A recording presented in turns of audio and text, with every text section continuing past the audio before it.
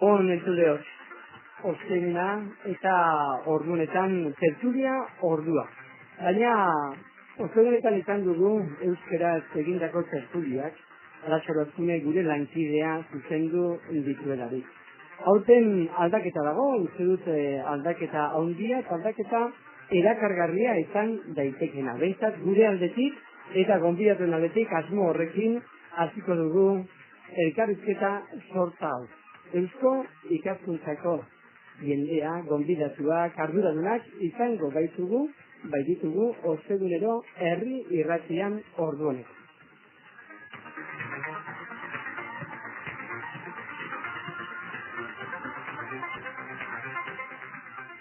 Ia beti gehienetan izango da kazetari bat beraiekin elkarrizketa zuzentzen, galderak eta pixka bat aria, nondik nora eraman behar den, berak ezagutu eta esan bezala elkarrizketa zuzentzen. Ezaguna askorentzat izango da, abotsa, presentatu gabe, aurkeztu gabe oraindik, emakumezkoa, emakume gaztea, gurekin herri batian ura osoan lanean aritutako Maria Agirre. Gabon, Maria. Gabon, zema.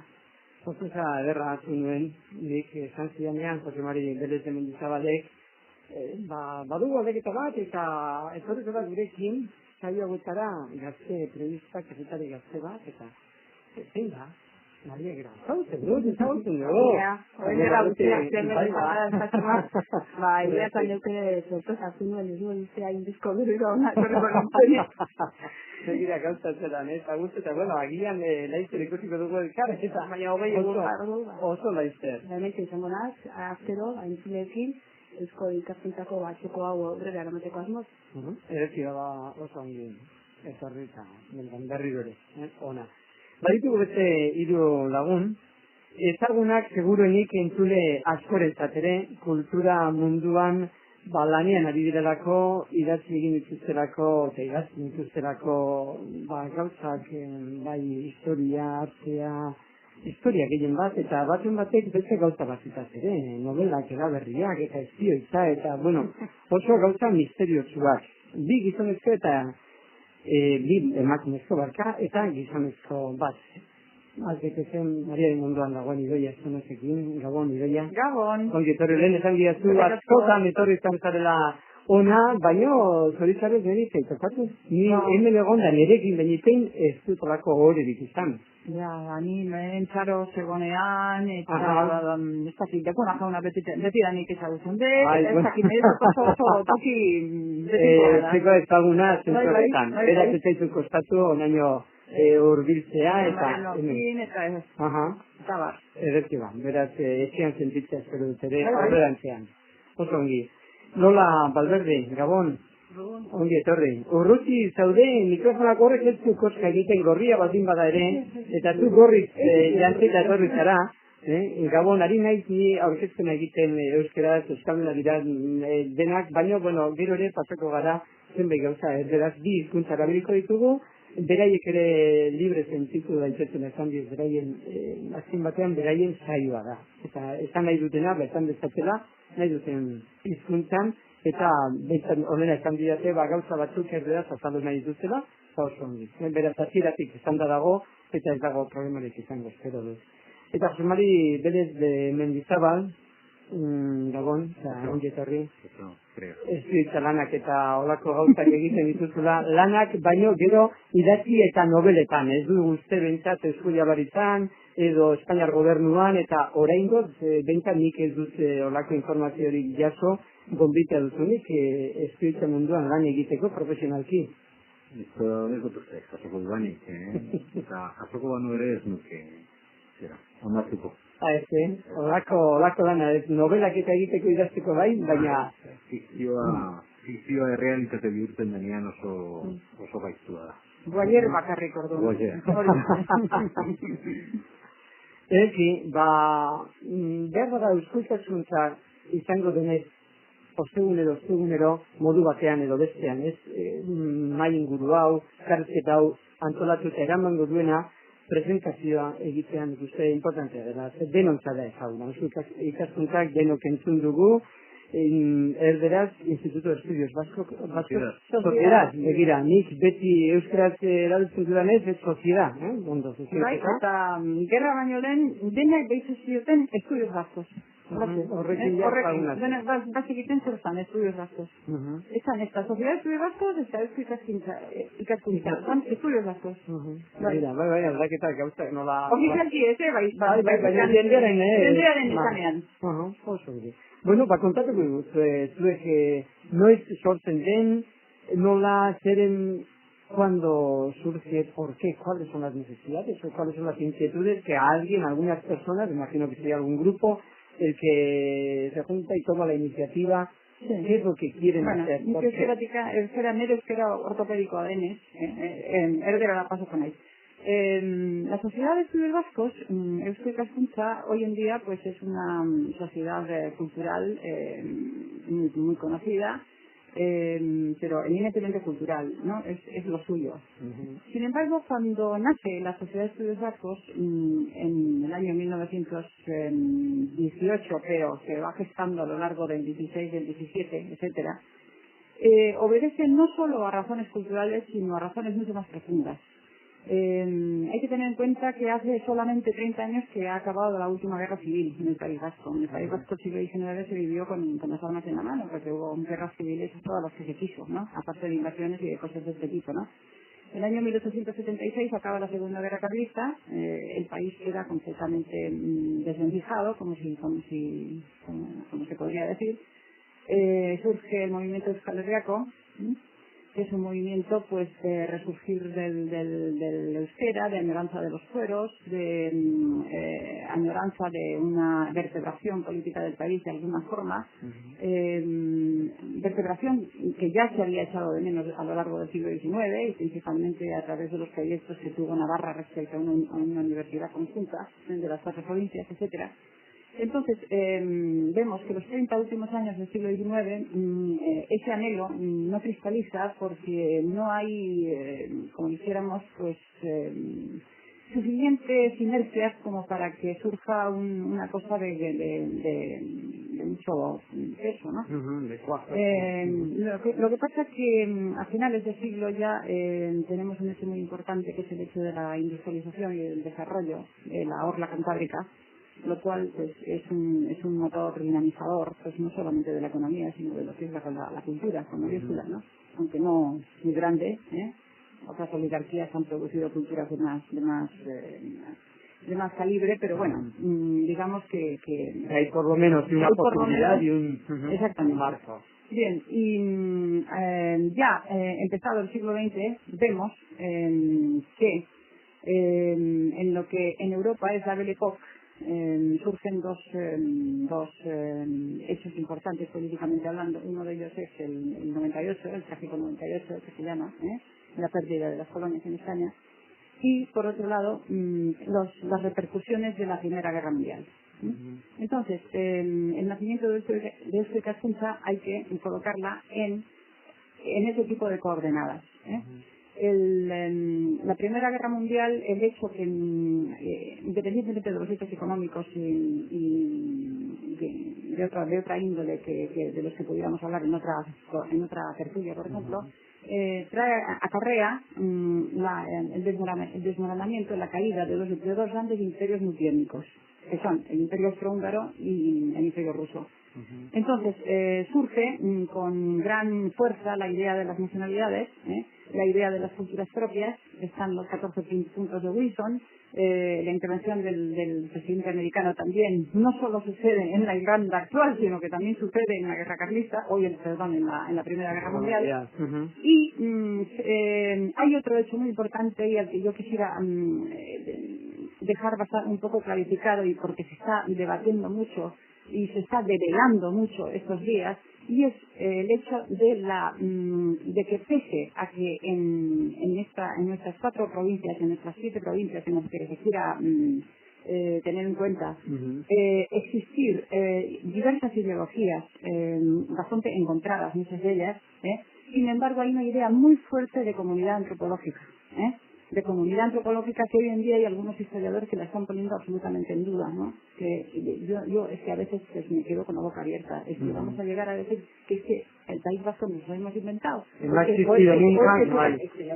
Es que lo dicen claramente, ¿no? Entonces, este es un hecho nuevo. Este que está comentando Lola, o sea que descaro, digamos, no sé qué palabra que emplear, ¿no? Más fuerte quizás. De construcción, vamos a emplear una palabra artístico-literaria, no sé cómo llamarla, ¿no? Entonces, este es un hecho que desde luego es absolutamente nuevo, es la primera vez que yo veo que pase esto, y de esa idea de país que tenían todos estos grupos, pongamos el Partido Carlista, pongamos el Partido Nacionalista Vasco, pongamos en los partidos liberales monárquicos, tanto el liberal conservador como el liberal de toda la vida, pongamos el republicano, no el republicano porque el Partido Republicano nunca fue un partido fuerte y unitario, sino que es una constelación de partiditos y tal, pero que en conjunto tuvieron mucho peso y mucha importancia en la sociedad de estudios vascos, concretamente a la hora de redactar el estatuto. Entonces, de esa idea de país, y de esa ausencia de instituciones culturales válidas, porque no las existían apenas, y era muy fragmentado y tal, es de donde nace la sociedad de estudios vascos. Es Cascuncha. Muy bien. Bueno, pues nos has hecho un poco de historia, colocarnos, ¿no? En esos comienzos del año 18, con una historia previa. El paralelismo con las cosas que están pasando ahora no las puedo quitar de encima. O sea, yo no sé, me he dedicado siempre a la historia política y entonces pues siempre estoy haciendo eso. Sí, sin querer, además me imagino que siempre habrá coincidencias, además siendo el mismo polo, al fin y al cabo, unos... sí, pero habrá quien te diga que no. Que no existe. A ver si es 4, si es de 3, si es de 6, si es de no sé qué, o sea, es que ya yo... prescindiendo de planteamientos políticos, ¿sabes? Eso es una duda que, o sea, en aquel momento ni a un carlista, ni a un conservador, ni a un señor de la Liga Monárquica de Vizcaya, que era lo más ultra que se podría buscar en ese momento, ni a un Víctor Pradera, por ejemplo, que es uno de los adalides del navarrismo, que decía, yo soy un vasco de Pamplona, O sea, no se le ocurría una cosa así, ¿no? Ese tipo de cosas es que están ocurriendo ahora, entonces no. Y de esa idea y a la vez del fracaso de los partidos políticos para ponerse de acuerdo en cuanto a una articulación política, que no cultural, política del país, en una autonomía conjunta, es de donde surge Cascuncha como una cúpula cultural que una al país sin necesidad de que haya la misma administración para todos los territorios. Y de hecho, cuando surge para ¿qué territorios? ¿Para los del sur de Euskal Herria, dentro del Estado español, digamos, o entra en esta entidad? A mí el norte estaba contemplado, digamos, es como, yo siempre cuando he ido al Louvre, al Museo del Louvre de París, y he visto Euskal Herria, el Pays Basque, ¿no? Sí, siempre aparecía eso, el concepto cultural, ¿no? Las 7 provincias o las 6, digamos, pero la Iparralde llegó al y aquí nace también... Es que en Iparralde existía ya la tradición de los congresos euskeristas, que tenían como lema el Zazirabat. Y eso es un precedente clarísimo de lo que no va a costar nada introducir en Cascuncha. O sea, es una cosa que surge por sí. Sin más. Bueno, ha habido un momento en que ha querido intervenir y ha dicho algo así suavemente Lola, pero como con miedo. Yo creo que es bueno eso, os conocéis además vosotros. O sea, por eso digo. Yo decía que efectivamente la idea del país es de las 7 provincias, por supuesto, pero que realmente los que financian la sociedad de los vascos son las 4. Claro, por supuesto, claro. No se financia. Sí, bien, pues eso es importante. Pero sí, en el Congreso de Ñate, lo que quiero resaltar es que acuden los financiadores, que son las 4 diputaciones vascas, pero viene el obispo de Bayona. Viene también como representación. Hasta cierto punto, y vienen un determinado número de alcaldes, entre los cuales pues un exalcalde muy conocido, que era Monsieur Brussein. Y no vinieron mucha gente, y están las cartas en el archivo de la Sociedad de Estudios Vascos, porque en aquel momento acababa de acabar la Primera Guerra Mundial y la frontera estaba cerrada todavía. O sea, que por otras razones, un elemento muy importante a tener en cuenta. Interesante, realmente. María, bueno, tú eres Arturo y Fraternidad, pero... Sí, creo que sería conveniente citar qué personajes o personas fueron relevantes en el nacimiento de Eusko y Cascuncha. Sí. ¿Seguiré hablando yo?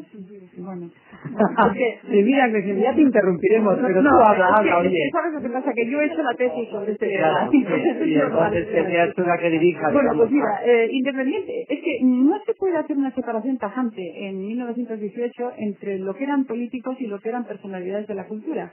Por una razón muy sencilla, porque los políticos eran muy cultos, o bastante cultos, y por otro lado porque los cultos eran bastante políticos, eran muy políticos. O sea, era no sé cómo decir, son las... un poco... estaban las dos esferas totalmente imbricadas o... Sí. Y entonces,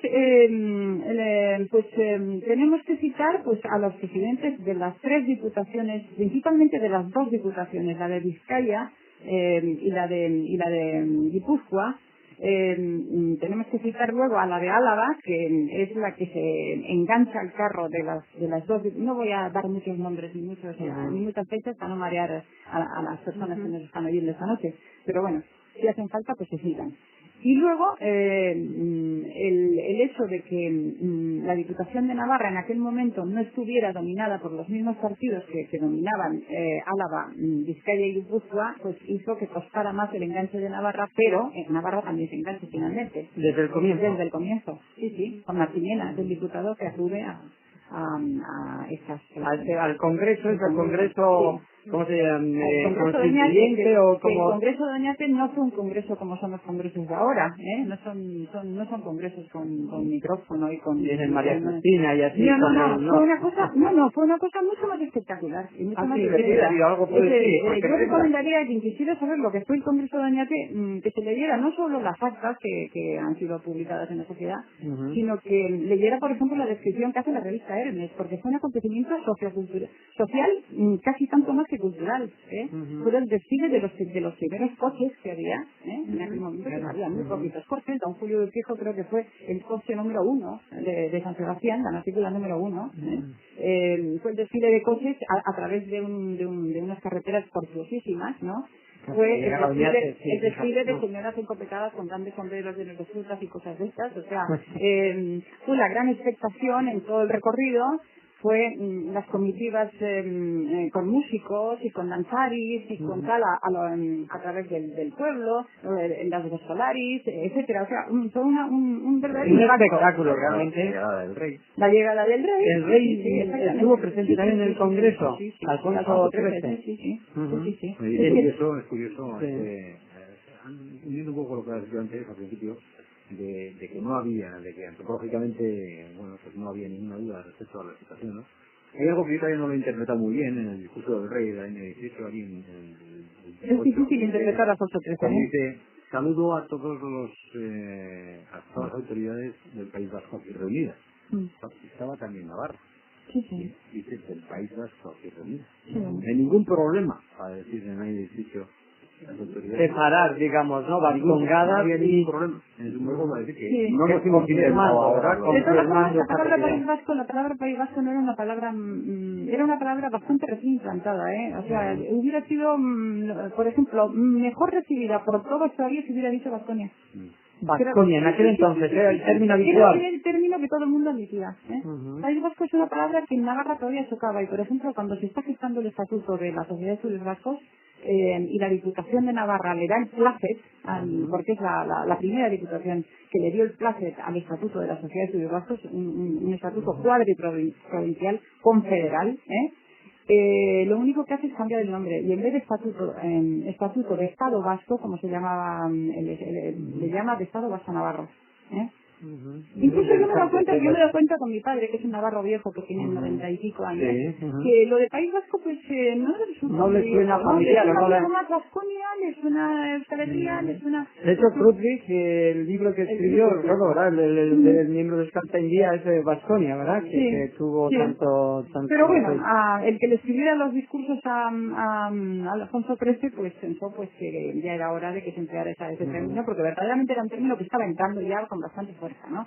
Pero digo que más genuino hubiera sido Baskonia. Sí, de hecho, bueno, no vamos a quedarnos en el hoy, estamos haciendo un poco recorrido histórico, pero hoy mismo yo creo que mucha gente, al menos euskaldun, evita el País Vasco, así como en Euskal Herria. Sí, porque se ha quedado reducido el estatuto de Gernika, o sea, la comunidad de vasca. Yo creo que eso es una de las cosas, al menos para mí mismo, ¿verdad? Sin más planteamiento político, prescindiendo ahora de ideologías, ¿verdad? Dice uno, pues no, esto no responde a lo que yo pienso cultural, antropológicamente, de Euskal Herria, ¿no? Sin embargo, en el concepto del contenido de la palabra, en eso no había dudas de nadie. Pero nadie me resulta muy interesante todas las denominaciones porque creo que es muy variable, ¿no? Quiere decir que, por ejemplo, para todo el movimiento fuerista cultural de la Segunda Guerra Mundial, País Vasco, o sea, todos los navarros decían Vasco Navarro, o sea, la sociedad. El Vasco Navarro. Siempre aparecía, ¿eh? Algo que hoy al nacionalismo le puede resultar redundante, no se puede decir Vasco Navarro porque... Entonces era al revés. Vasco guipuzcoano, ¿verdad? Vasco a la vez, Vasco Navarro. Bueno, pero en esa época el vasco era más hondo, diríamos... El navarro más vasquista utilizaba el término Vasco Navarro. Sí, es muy bonito y yo creo que se puede... Y el mismo Gallarre cantaba Vasco Navarro solo, ¿eh? No se nos olviden. Sí, eso es verdad. Y de toda la sociedad esclava, vamos, es la que les defiende, yo creo, ¿no? Sí.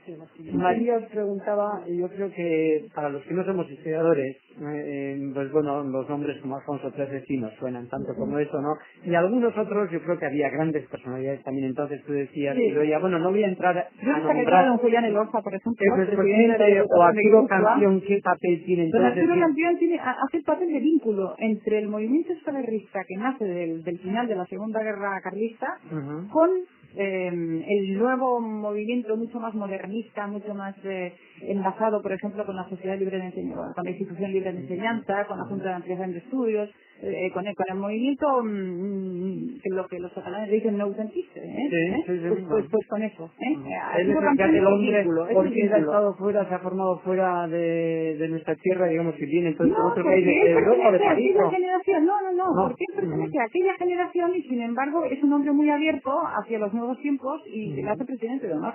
Y es normal. Además, pertenece a aquella generación, pero él es muy joven. O sea, entre dos señores ya mayores, él es jovencísimo con los... Todavía en esa... En la época de los euskaros. En la época sí, claro. 25 años, cuando surge la Asociación Euskara de Navarra, pues él allá ya es... Le da tiempo. Primera magnitud, le da tiempo. Entonces, cuando desaparece todo ese movimiento, él continúa y se integra en la sociedad civil todavía bastante activa. Luego otra personalidad, me parece a mí, señora, es don Julio Urquijo, ¿no? Antes lo has mencionado con el coche, el primer coche de San Sebastián. Don Julio Urquijo, que había fundado ya la RIES, la Revista Internacional de Estudios Vascos, en la cual pues tomaban parte todos los vascólogos, porque entonces había una cosa que se llamaba la vascología y la vascofilia, que suena un poco a enfermedad, pero era todo lo demás, era una afición hacia todo lo vasco y era una especie de afición que existió en todo el mundo, pero principalmente en Europa y en Europa del Este, Europa del Norte, etcétera, etcétera. Entonces toda la gente que tenía competencia como para hablar de temas lingüísticos, etcétera, colaboraba en esta revista. Y don Julio era absolutamente estricto y el que no requería, el que no llegaba a determinado nivel, no pasaba. Y directamente a la papelera. Así, o sea que de todos los trabajos que llegaban para ser publicados en la revista, directamente a la papelera se iban. Y de hecho es curioso eso para los que no somos historiadores, algo, ¿por qué ese movimiento tan interesado en Europa, interesado digo de acercarse a la cultura vasca, la lengua vasca, sobre todo? Eso no se confunde. Humboldt es el que impulsa desde Alemania. Nace con la Ilustración. Nace por el interés por los pequeños países y nace por el interés por las antigüedades. La Ilustración es curioso cuando, sin embargo, toda la Revolución Francesa pues no ha hecho mucho caso de los pueblos que tienen en la propia Francia, digamos. No nos olvidemos que la Revolución Francesa cortó cabezas de muchos ilustrados también, O sea por eso es un poco como sí. explicación para entender. Pero claro, en aquella época todavía aparecía el euskera como la lengua prerromana por excelencia, y entonces era una curiosidad tremenda, una lengua prerromana, la única lengua prerromana de toda España, y además sin vínculos y sin parentesco en ningún sitio de Europa. Isla, en ningún sitio de Europa, ¿no? Y eso era una curiosidad muy grande. Interesante, sí, realmente. Bueno, he dejado en el sitio, ¿El nacimiento de usted aprendía? No, he dejado una persona que creo que tuvo algo que ver, que se formó también fuera, que trajo un poco el espíritu catalán. Sí. Jorge de la Prais. Sí. Don Ángel Prais es el que establece el vínculo con el Instituto de Estudios Catalans. Porque si vemos... Entonces existe ya. Sí, se crea antes. Porque claro, hay que acordarse...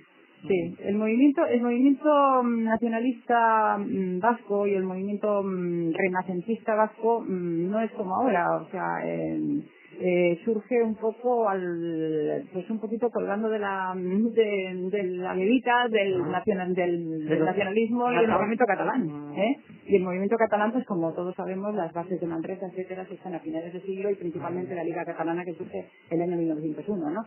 Y claro, el Instituto de Estudios Catalanes con Pau Fabra, etcétera, el movimiento catalanista y tal, pues es mucho más potente, mucho más vigoroso y además es normal porque tienen una gran ciudad como es Barcelona y nosotros no teníamos más que Erri y Ciudad como teníamos, pues que era Bilbao, que era un Bilbaocito muy pequeñito, ¿no?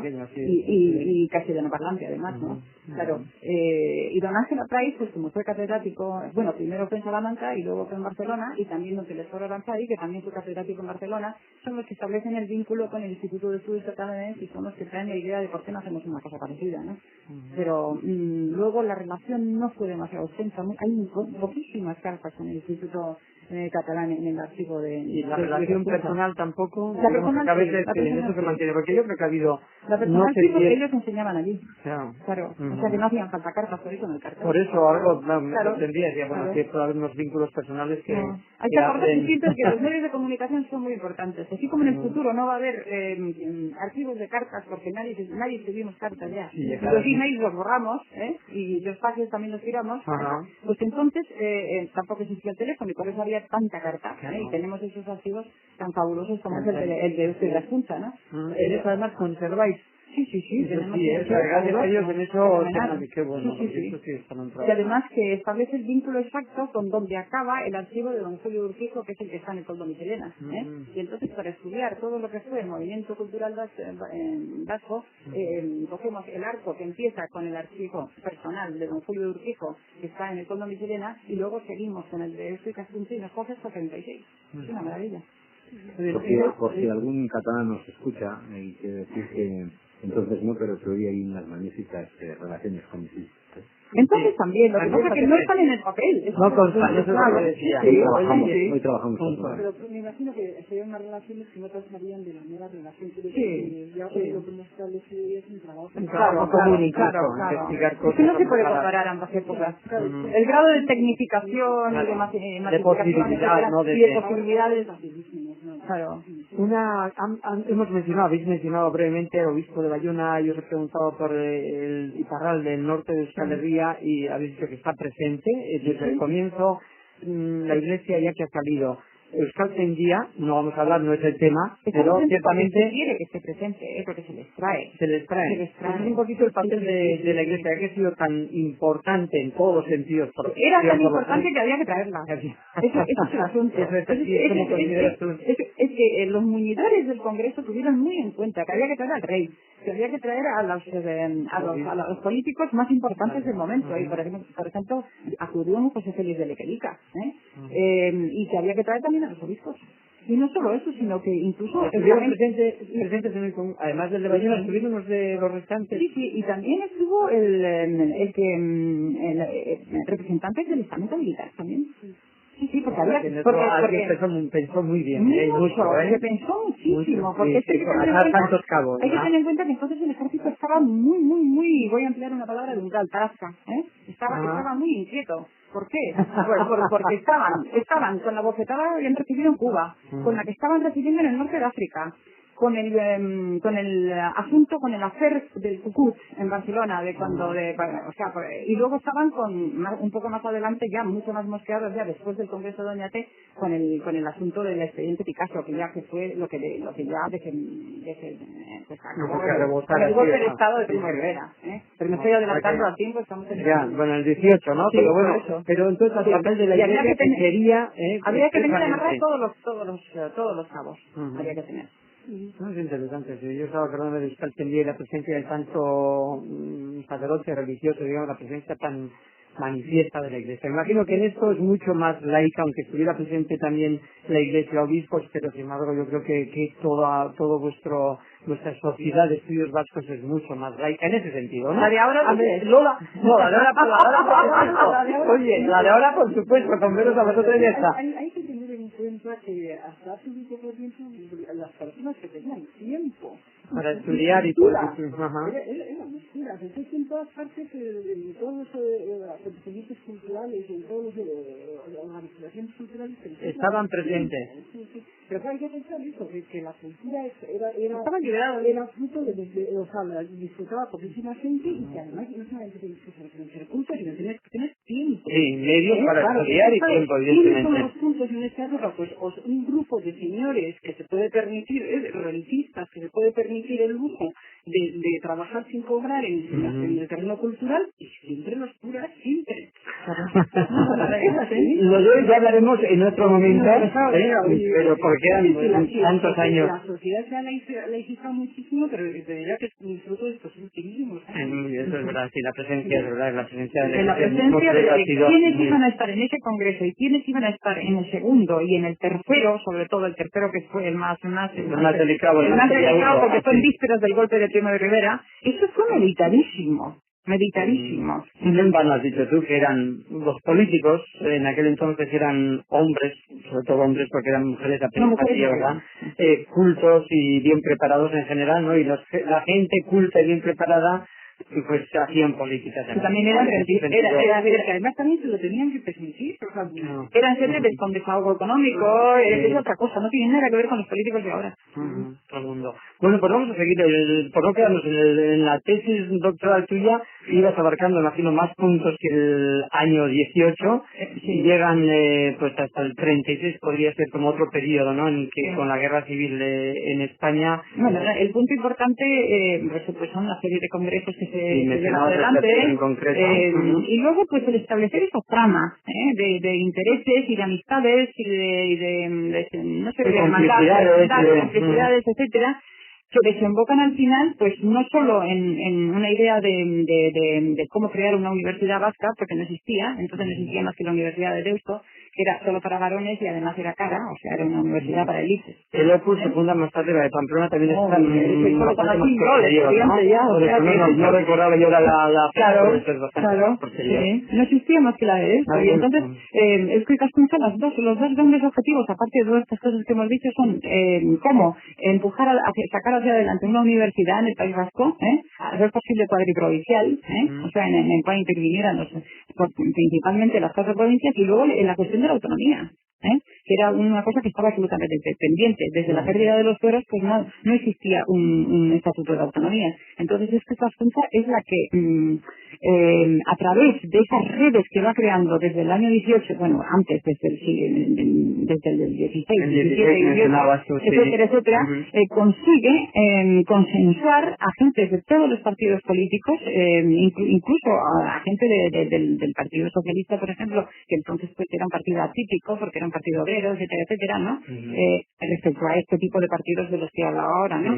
Y consigue hacer consensuar un texto en el cual todos se pongan de acuerdo para un estatuto de autonomía en ese sentido, para construir un país de 4 provincias. O sea, es la primera vez que se da eso.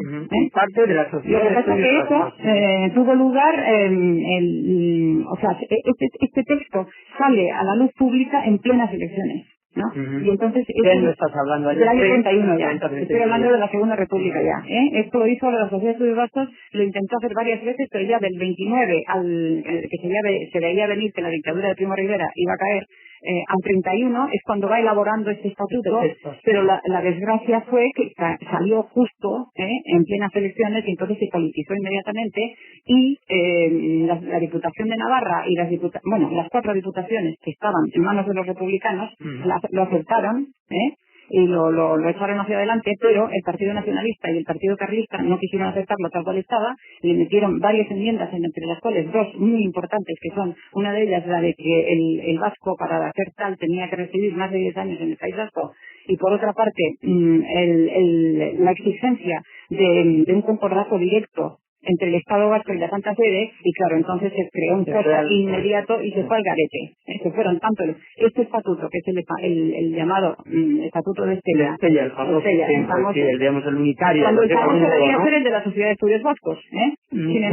embargo, pues ha quedado ese nombre para la historia. Ha quedado así porque ese tema estaba poco estudiado y yo misma, en el primer libro que saqué, pues confundí los dos estatutos, creía que era una cosa pues que muy levemente diferente, y luego me di cuenta de que no, y entonces fue cuando un estudio mucho más profundo a ese estatuto de la Sociedad de Estudios Vascos, porque me parece a mí un modelo que todavía no se ha superado. ¿Y qué es lo que exactamente dice ese texto? Ese texto, pues yo de memoria no me lo sé, pero te diría que hace una invocación a la existencia de una idea irrebatida, de que existe un país, él creo que le llama unidad natural o una cosa parecida, que hoy en día naturalmente nadie se te está encima, que matan, te comen, que no sé qué, la naturaleza no existe y pues no se puede decir, ¿no? Pero bueno, hoy le llamaríamos una comunidad antropológica o como se quiera. Una cultural o en fin. La noción es la misma, ¿no? Pero otra terminología, evidentemente. Y establece que confederadamente las 4 provincias forman ese estatuto. Lo que pasa que, claro, los vínculos entre las 4 provincias confederadas son las 4 diputaciones, y el órgano rector, que sería el equivalente del gobierno vasco, es una cosa levísima, incomparable. Que no tiene ese peso, digamos. Un nexo simbólico, y para tomar unas grandes decisiones semejante a las conferencias forales que se habían celebrado a lo largo de los siglos, principalmente del siglo XVIII, en Euskal Herria, a las cuales hubo veces en que acudió incluso Navarra. ¿Cómo sale el calor que tienen las personas, no el calor externo, sino digamos tocando los temas que se conocen y se han estudiado y bueno, pues nos tocan, ¿no? Como sale, digamos, gratamente. Yo me alegro de escucharte así con este calor, ¿no? Bueno, y de temas que tienen que ver tanto con la coyuntura es actualísima. Sí. Antes has mencionado la importancia de los congresos, ¿no? El primero, evidentemente, como el constituyente, pero has dicho hay un tercero ahí que fue muy importante. Sí. ¿Con alguno nos puedes relatar un poquito, no de todos los congresos, porque cuántos la historia? Se celebraron 6 y el 7º no se celebró por la guerra, que es el de historia, ¿no? Me parece, ¿no? No, 6 y el 6 no se celebró. El 6 no se celebró. Y en Iparralde, 7 y 2. Eso es. Pero te quiero decir que el tercero es el año 22, y el año 22 se está produciendo una confrontación feroz entre el nacionalismo vasco y la Liga Monárquica de Vizcaya. Así como hoy en día pues la confrontación o el problema que tenemos sobre la mesa sería UPN, por ejemplo, respecto al nacionalismo vasco, eso no existió nunca en la historia de la Sociedad de Estudios Vascos. Lo que existió fue la confrontación con la Liga Monárquica de Vizcaya. Y la Liga Monárquica de Vizcaya pues se crea precisamente como reacción ante el empuje del nacionalismo, el empuje que muchas veces fue excesivo. Yo eso lo he excesivo en qué sentido. Excesivo en el sentido de que subrayó, excluyó en algunos aspectos y dividió un poquito el país. En el sentido de aspirar demasiado. Más moderado, digamos, que hubiera más espacio paulatinamente. Por ejemplo, Pizquita, un ideólogo del nacionalismo vasco, lo vio clarísimamente. Pero la ley, digamos, de algún modo como imprudente, haber querido quemar etapas en ese sentido. Sí, espantó mucha gente en ese sentido, ¿no? Y claro, una de las cosas una de las consecuencias fue el enajenarse a la oligarquía vizcaína, que ya es posible que estuviera ya bastante enajenada de por sí, ¿no? Pero bueno, el hacerla de volverse un grupo completamente virulento, respecto al nacionalismo vasco. Y claro, en ese momento los miembros de la Liga Monárquica de Vizcaya, que como eso le tocaba celebrarse en Vizcaya, y lo van a celebrar en Guernica, dicen pues lo vamos a hacer a nuestra manera, ¿no? Y entonces pues se lo montan pues de una forma tremendamente patriótica, con Rosigualdad y con sí. El congreso, y entonces es cuando la Itaola, en el Endacay Sarra salió, que entonces en la Tarra, que era joven, salió eran miembros de la sí, claro. Entonces era miembro toda la gente que además tiene interés cultural, político. Sí. Sí, incluidos gente de partidos socialistas. Sí, a veces es difícil hacerse cargo, ¿eh?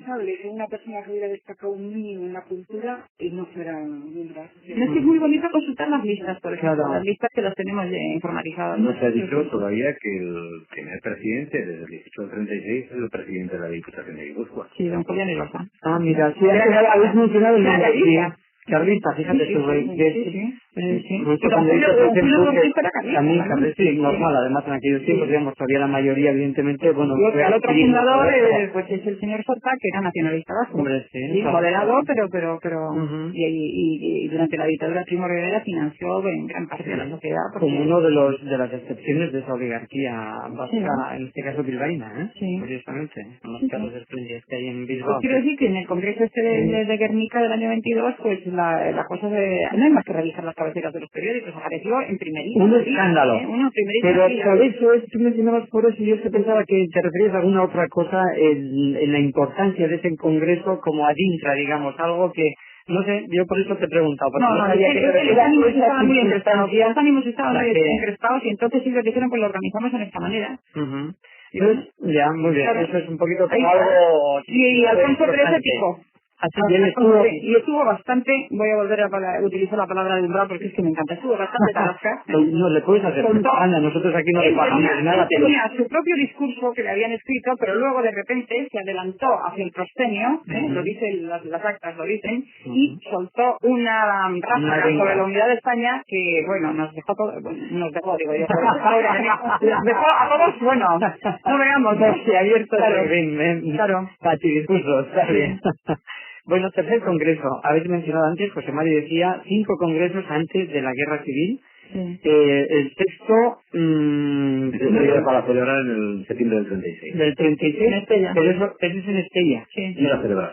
Iba a celebrar, se suspende. Era su historia. Y entonces pasan séptimo y octavo... Es que la guerra estalla en verano, estalla en pleno cursos de verano.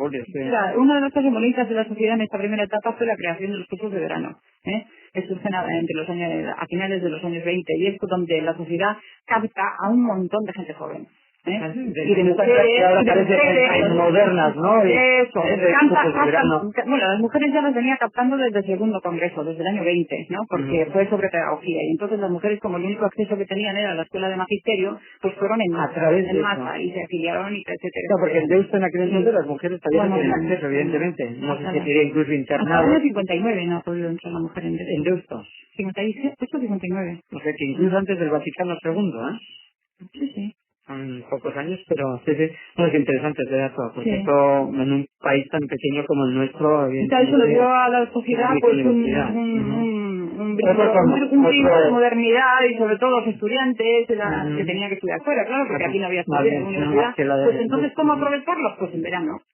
Y se hacían cursos de verano y acudían en masa, pero no es más que ver las fotos. Es precioso. Sí, qué cosa, ¿no? Cuando uno piensa que la Universidad Vasca de Verano, la Universidad Catalana, la que se celebraba en el Iparralde, no sé si es Perpiñán o qué ciudades.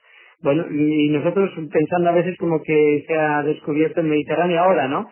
Y cuando hay experiencias de hace tantos años, ¿no? La guerra civil hace que de algún modo no desaparezca la sociedad, pero claro, nada. Se celebran a pesar de todo 2 congresos en Iparralde. ¿Que tiene alguna trascendencia o algún tema especial? Bueno, lo que ocurre que pues los socios se quedan, pues, como diríamos, el cuerpo social de la sociedad. No puede participar, ¿no? No está ¿Cómo que no está presente? Naturalmente que sí. Unos se quedaron aquí y otros se tuvieron que largar, porque es que el cuerpo social se rompió, porque había gente de todos los colores políticos. O sea, no es que uno se tuviera que largar todos. O sea, es que estaba don Julio Urquijo, por ejemplo, que se quedó aquí, pero le mataron a 4 hermanos. O sea, es que hay que darse cuenta del tremendo drama social que fue una guerra civil, ¿no? Y esa guerra civil en la sociedad, pues es un desgarro interno tremendo, porque había gente de la sociedad que era, pues, absolutamente lo que luego fue el bando franquista, aparte de todos los que se tuvieron que largar, o todos los que de todos los que tuvieron que luchar con las armas en la mano, ¿no? En uno u otro bando. O sea, eso repercutió de lleno, rompió la sociedad. Estaba formada por miembros de... Y entonces los miembros que estaban en Biarritz, en Bayona, etcétera, pues organizaron los 2 congresos. A través de la Sociedad Internacional de Estudios Vascos, que se crea Yo creo que por mediación de don José Miguel Barandiaran, ¿no? Sí, principalmente. Entonces ya le está pidiendo ya... Parece que un señor como don José Miguel de Barandiaran, que cuando estalló la guerra estaba en Urtiaga con un cráneo en la mano, averiguando a ver cuántos millones de años tenía aquello, que tuviera que largar 76. Parece, bueno, de traca, ¿no? De traca, pero cuando vemos lo que está pasando en Kosovo, en Bosnia, etcétera, lo entendemos. Yo creo que lo entendemos mucho mejor, ¿no? Pues se tuvo que exiliar. Él también.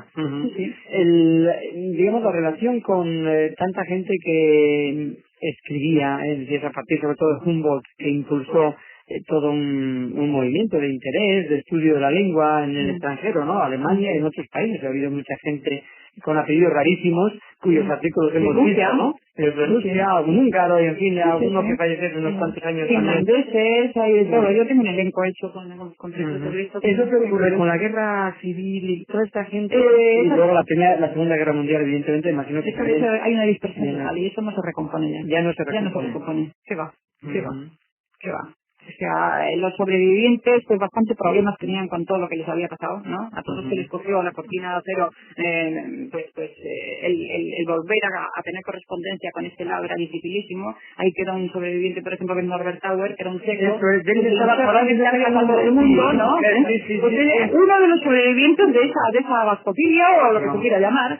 Yo creo que también hay que pensar que la Segunda Guerra Mundial cambia el mundo. Cambia completamente. No solamente es que ha cambiado esa circunstancia y no se recomponen, sino que la evolución es mucho más profunda, ¿no? No, y luego está que la gente desaparece una época, también una manera de trabajar.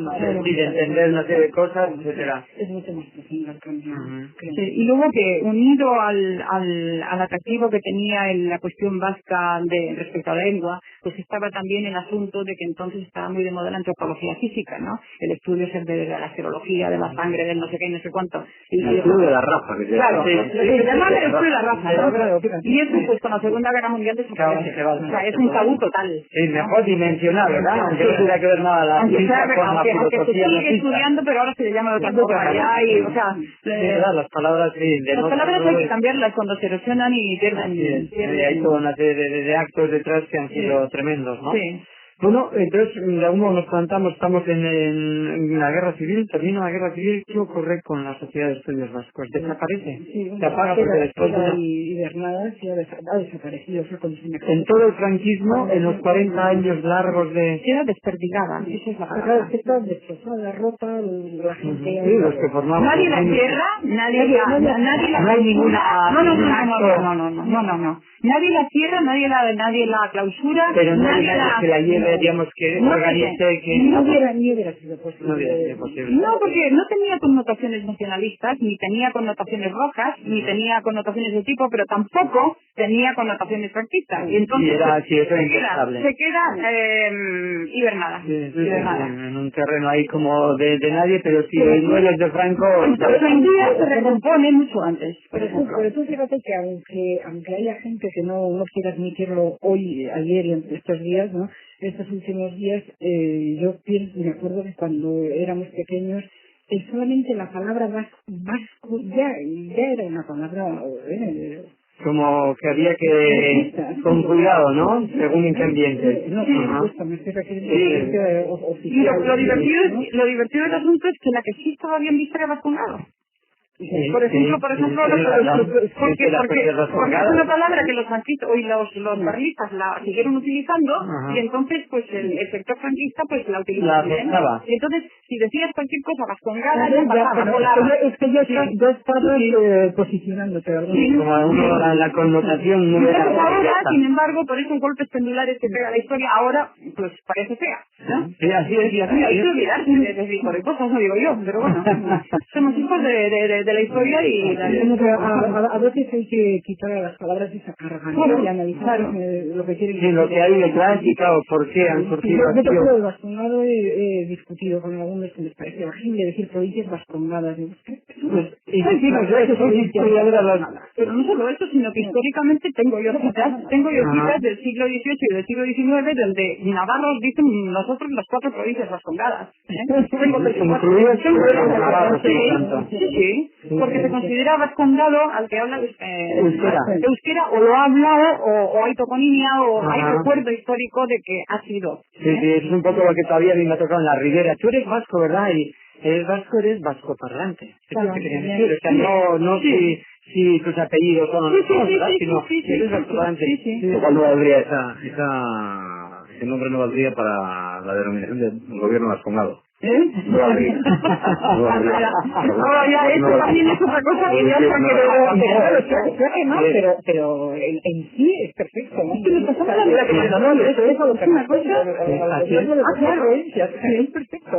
Pero yo tengo otra... Tiene todas las cargas semánticas que creo que es correctísimo. Y no tendrían por qué ofender a nadie. Nos quedan todavía unos 10 minutos y sí me gustaría, pues claro, hemos conocido, habla tú, si te hemos dejado hablando. Tendremos oportunidad, erais dos mujeres también, no contra uno, pero sí antes. Tenemos fama de hablar muy poco, no sé si los sitios donde no iba por la fama, no fama, porque algunos no tenemos fama, pero somos muy charlatanes, o sea que, por lo tanto, sino que erais dos mujeres y él solo un varón, por lo tanto, os tocaban más proporciones. Yo creo que es importante que se haga aquí ahora una mención al punto de inflexión, ¿no?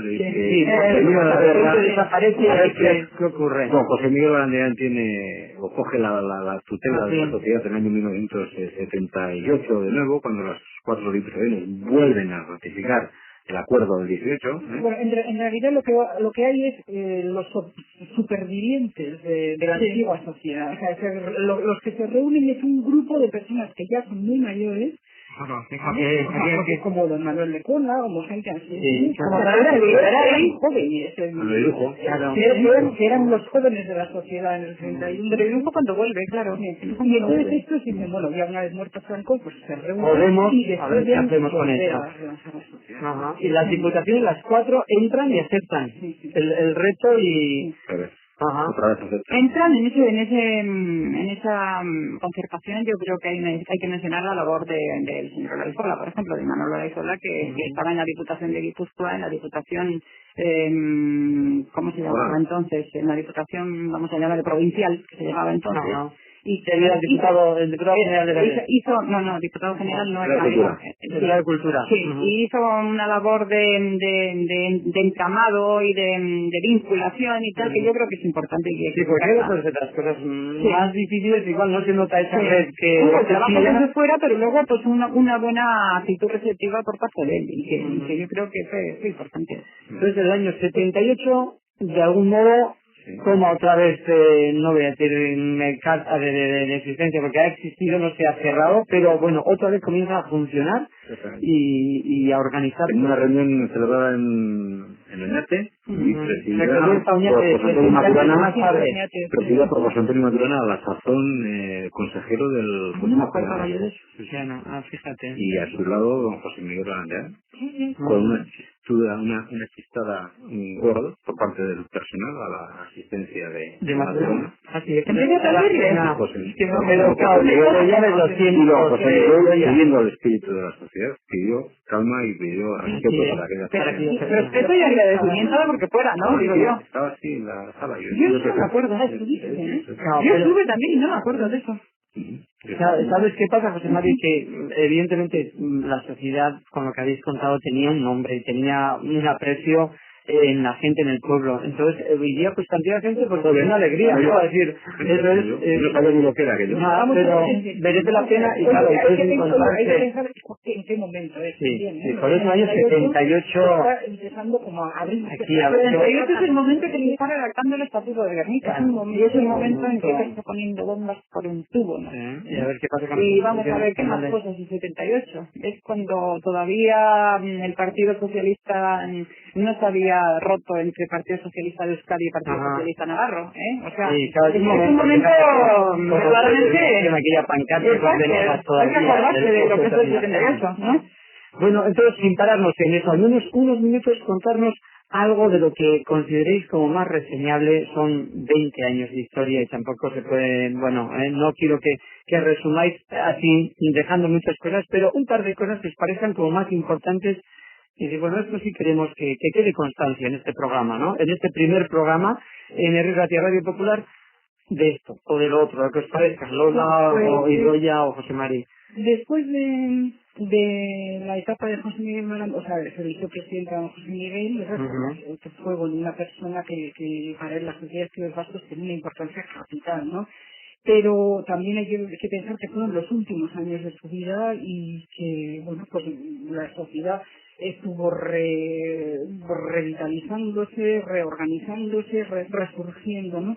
Una vez muerto José Miguel, pues yo creo que fue muy importante el que fuera elegido Gregorio Monreal como nuevo presidente. Es decir, aquí ya hay una etapa, o sea, podemos señalar que es una nueva etapa de verdad, ¿eh? O sea, que la etapa de don José Miguel sería como el rehacerse, resurgir de lo anterior, pero cuando realmente nos planteamos el reto de las sociedades vascos hoy y ante el futuro de esa nueva, de la sociedad vasca, que no tiene nada que ver con la del 18 ni con la del 31, es el momento de la presidencia de Gregorio Monreal. Y tú eres un hombre de 30 y pocos, joven, que si estamos hablando de hace cuánto tiempo. 91. ¿El 91 ha caído? No, chaval, perdón. Después de decir esto, no, yo estaba pensando.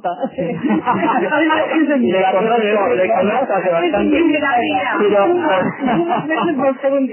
estaba echando más hacia los 80, me despistado yo. No, porque entonces después de haber sido el rector de universidad. Muy buena edad. En Navarro, el Navarro, Gregorio Monreal, se quedó de cargo entonces de la dirección de la presidencia de la presidencia, y bueno, pues entonces yo creo que es eso, es un poco decir, bueno, tenemos este instrumento formidable que es la Sociedad de Estudios Vascos, pero vamos a ver cómo encaja en un país vasco que es completamente distinto de aquel en el que surgió, ¿no? Y entonces todo el proceso de modernización, que yo te diría que todavía no hemos salido de él, bueno, es que quizá nunca se podrá salir de esto, ¿no? O sea, seguir, ¿no? Siempre podemos salir, ¿no?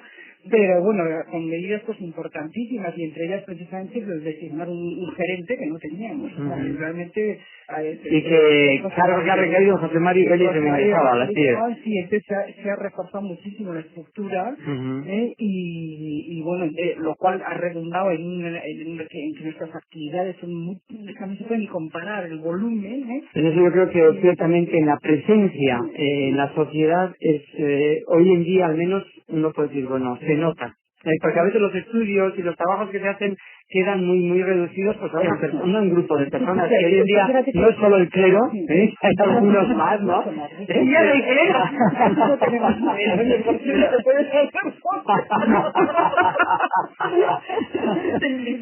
que eso no lo ha dado en Giroa, ¿eh?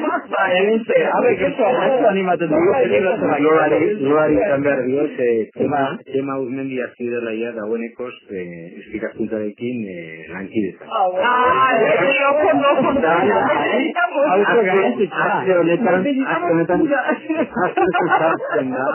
Azte honetan jartzen da bere artikulu bat interneten daukagun aztekarian. Horrek egiten dituen gestio. Eren lehen dabitiko artikulu. Jose Mari, zima palkatu, giro hona bentsat aurkituko duzu esko ikaskuntzan.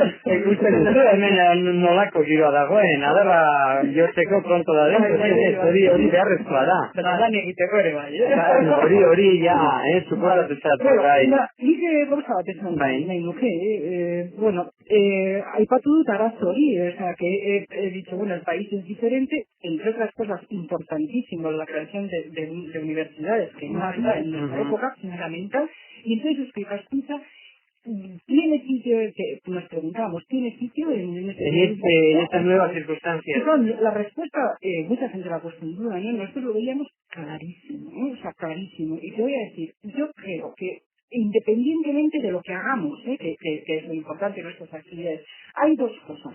Una de ellas, que en este país tan dividido, seamos capaces de seguir estando, porque seguimos estando frente de todas las tendencias, de todas las tendencias políticas, gente más o menos politizada, pero cada uno con su manera de pensar diferente, y somos capaces de trabajar juntos con un único objetivo, que es la cultura del país, eso por un lado. Y luego, yo creo que algo que hoy en día también es muy importante y está muy de actualidad, que sería la idea de construir país, es decir, que somos una una entidad cultural que trabajamos en todo lo que se considera País Vasco Navarro, como queréis llamarle, pero y entonces yo creo que la idea que tenemos de construir país, no en el terreno directamente de los políticos, sino en el terreno cultural, o sea, creo que es una que avalan la existencia de la Sociedad de Estudios Vascos por encima de cantidad de otras consideraciones. Aquí terminamos con las palabras de Lola Valverde. Está sonando ya la música de nuestra sintonía, la tertulia. Espero que no sea la última vez con vosotros, con vosotras. No con el Eusko Ikaskuntza, con la sociedad de habrá, pero también. Y soy ya Lola Valverde, José Mari Vélez de Mendizábal, María Aguirre. Eta bez ere, urrengo ostegunare, hementxe izango gara, gaueko 10:00 aurrera. Horixe, Gabon pasa.